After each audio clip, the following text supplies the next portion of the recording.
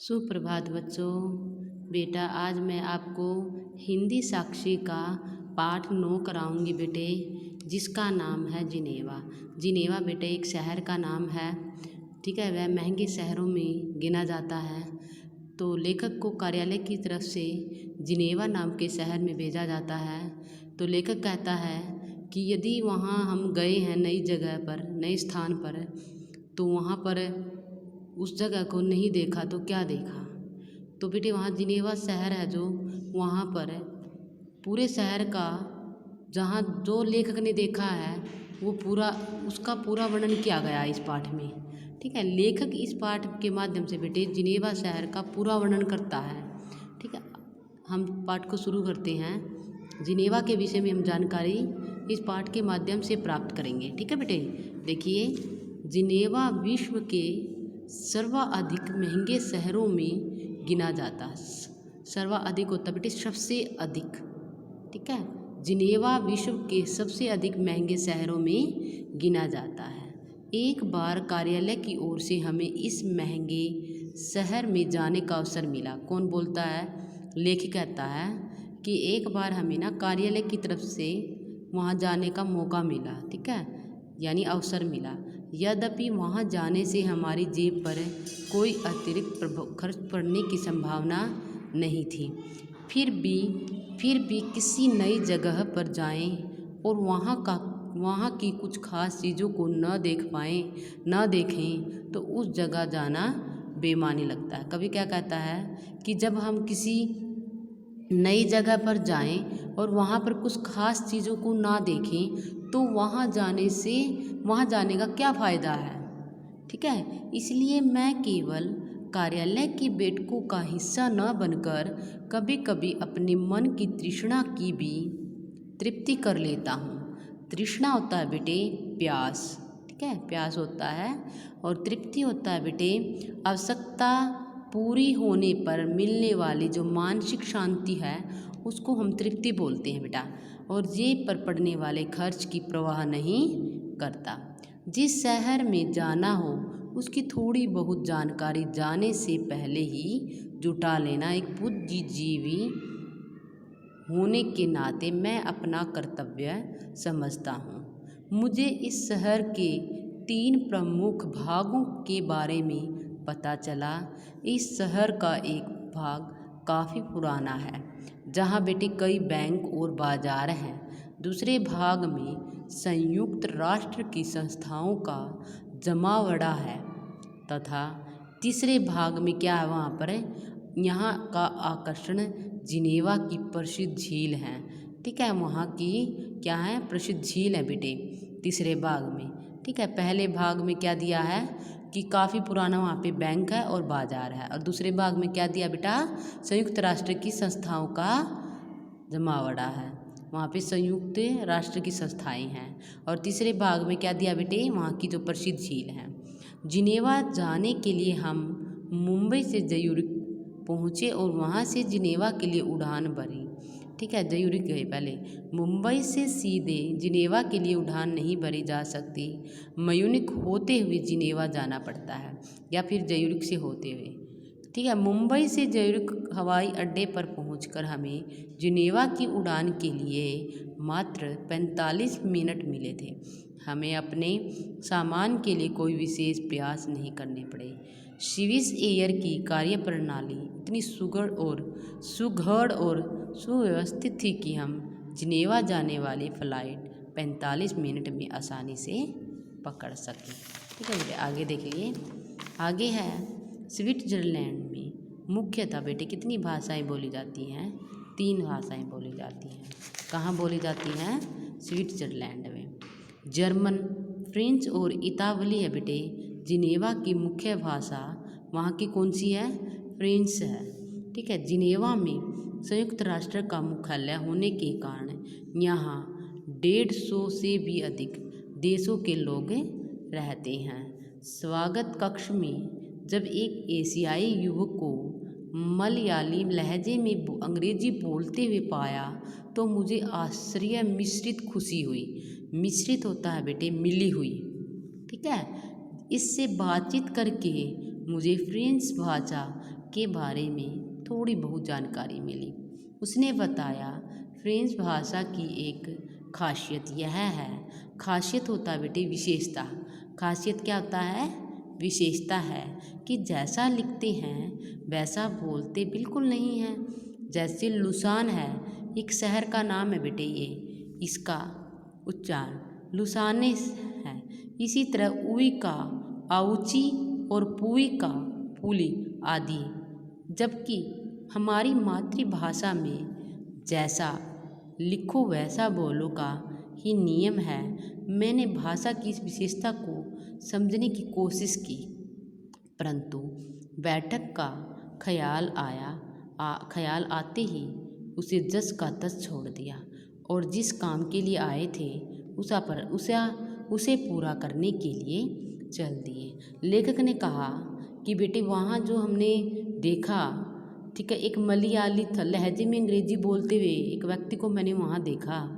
ठीक है, वहाँ क्या है, जैसे लुसान शहर है, शहर का नाम लुसान एक शहर का नाम बेटे, ठीक है, उसका उच्चारण लुसाने है। ठीक है, उई का कौन सा? आउची। तो हमारी जो मातृभाषा है जैसा हम लिखते हैं वैसा ही हम बोलते हैं, लेकिन वहाँ का जो नियम है वो कुछ अलग था। ठीक है, जिनेवा में गर्मी के मौसम में सूर्यास्त 9 बजे के बाद होता है। बैठक के बाद जब हम होटल पहुँचे तो 6 बज चुके थे।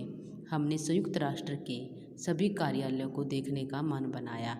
ठीक है, हमने फिर क्या किया, हम संयुक्त राष्ट्र के लिए वहाँ जो कार्यालय थे बेटे उनको देखने का हमने मन बनाया कि हम वहाँ पर अब जाएंगे। देखने के लिए निकल पड़े। संयुक्त राष्ट्र के मुख्यालय में सारे सदस्य देशों के झंडे लहरा रहे थे। कहाँ क्या हो रहा था वहाँ पे? जो बेटे वहाँ संयुक्त राष्ट्र का जो मुख्यालय था बेटे, वहाँ सारे देशों के झंडे लहरा रहे थे। वहाँ पर भारत का झंडा देखकर हमने उसे सल्यूट किया। संयुक्त राष्ट्र अपने भवन के कारण नहीं बल्कि अपनी महत्व के कारण जाना जाता है। इसके मुख्यालय के बाहर एक अनोखा स्मारक है। एक विशाल काया कुर्सी है, एक बहुत बड़ी कुर्सी रखी हुई है जिसका बेटा एक पाँव टूटा हुआ है। वह भूमिगत सुरंगों से होने वाले नुकसान की निशानी के तौर पर बनाया गया है। मुख्यालय से बेटे कुछ आगे है यूनिसेफ और यूएनएड्स की कार्यालय थे।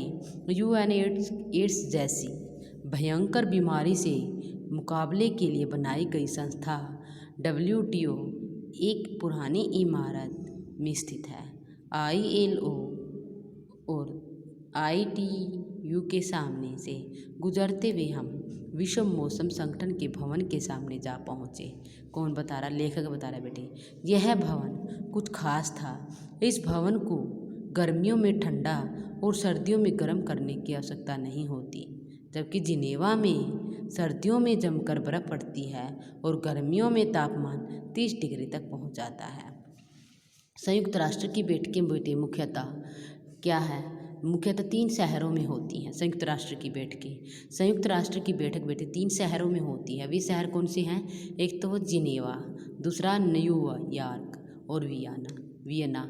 प्रत्येक वर्ष लगभग 12,000 बैठकें जिनेवा में हैं बेटे और 4,000 बैठकें न्यूयॉर्क में, ठीक है बेटे, और लगभग 1,500 बैठकें वियना में होती हैं।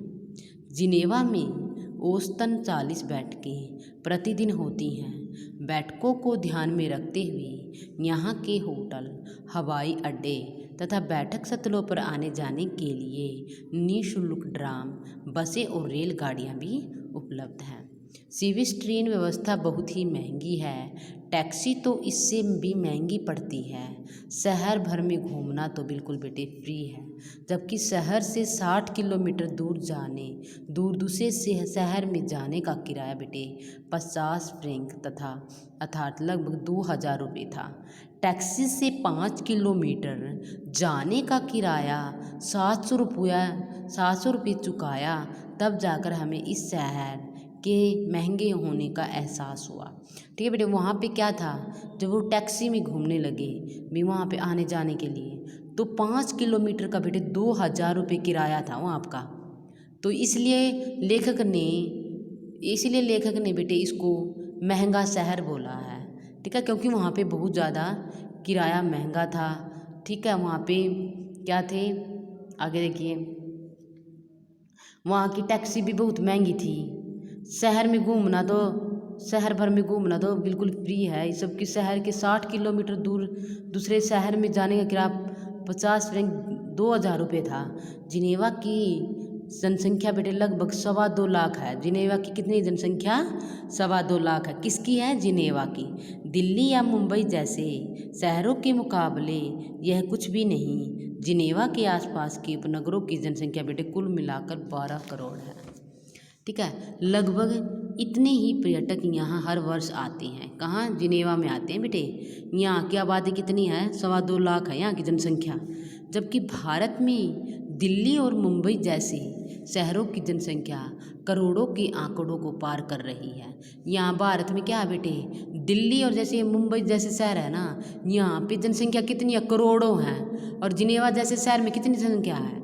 कितनी जनसंख्या है? सिर्फ कितनी? 2.25 लाख। लेकिन दिल्ली जैसे शहरों की जनसंख्या कितनी है? करोड़ों की संख्या है। इसके बाद बेटे जिनेवा के मुख्य आकर्षण वहाँ की झील की सैर के लिए हमने एक क्रूज बोट ली। उन्होंने एक बोट ली। यह झील लगभग 75 किलोमीटर लंबी तथा 14 किलोमीटर चौड़ी है। इस झील के किनारे पर बेटा जिनेवा और स्विट्जरलैंड तथा दूसरे किनारे पर फ्रांस है। इस झील से लगी बेटे आल्प्स पर्वत की श्रेणियां हैं, माउंट एवियन और माउंट ब्लॉक, जिन्हें वहाँ के उच्चारण के अनुसार मो एवियन और मो ब्लॉक बोला जाता है। बोला जाता है। झील का पानी बेटे कैसा था? एकदम साफ था। दोनों ओर हरे भरे किनारे और पीछे आल्प्स पर्वत श्रृंखलाएं इसकी सुंदरता में 4 चांद लगा रही थी। झील की सैर करने के बाद हम बेटे इस शहर से बैंकों वाले भाग में जा पहुँचे। स्विस बैंक का नाम तो शायद सबने सुना होगा।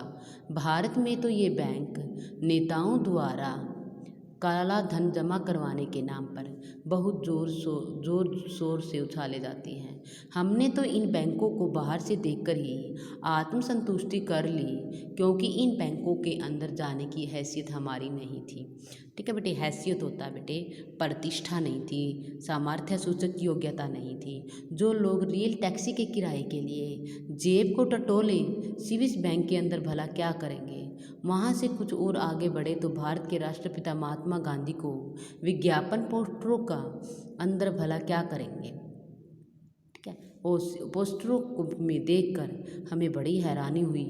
टेलीकॉम कंपनी हो या रेस्तरां, जब सब के सब गांधी जी की प्रसिद्धि को भुनाने में लगे थे। ठीक है, शायद उन्हें गांधी जी विश्वास के प्रतीक लगे, पर हमारे लिए तो वे राष्ट्रपिता हैं। अतः विज्ञापनों में महात्मा गांधी का चित्र किसी भी भारतीय नागरिक की समझ से परे है। हमने रात के लगभग 12 बजे एक भारतीय रेस्तरां में खाना खाया। वहाँ एक व्यक्ति के खाने का खर्च लगभग 3500 रुपये था। खाना खाकर हम होटल की ओर चल पड़े। कौन चल पड़े? लेखक बेटे। वो कार्यालय की तरफ से आया हुआ था स्टाफ सारा, तो लेखक ने पूरे ही जिनेवा का बड़ा सुंदर और बड़ा अच्छा वर्णन किया है। ठीक है, वहाँ एक व्यक्ति के खाने का खर्च बेटे लगभग 35 रुपये था। खाना खाकर हम होटल की ओर चल पड़े। रात के 1 बजे भी जिनेवा में रौनक छाई हुई थी। दूसरे दिन दोपहर में हम हवाई अड्डे पहुँचे और सब होता अपने देश की ओर रवाना हो गए। तो कवि क्या कहता है बेटे इसमें?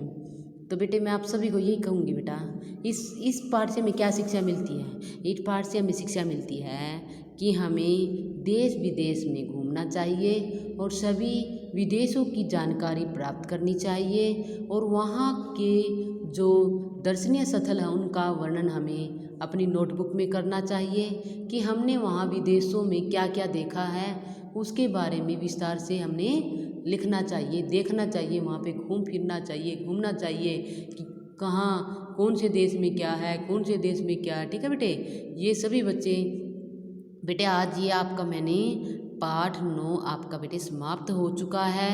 जिन बच्चों ने यदि शब्दार्थ नहीं लिखे वो शब्दार्थ लिख लें। कल से मैं प्रश्न उत्तर लिखवा दूंगी, ठीक है बेटे। ओके।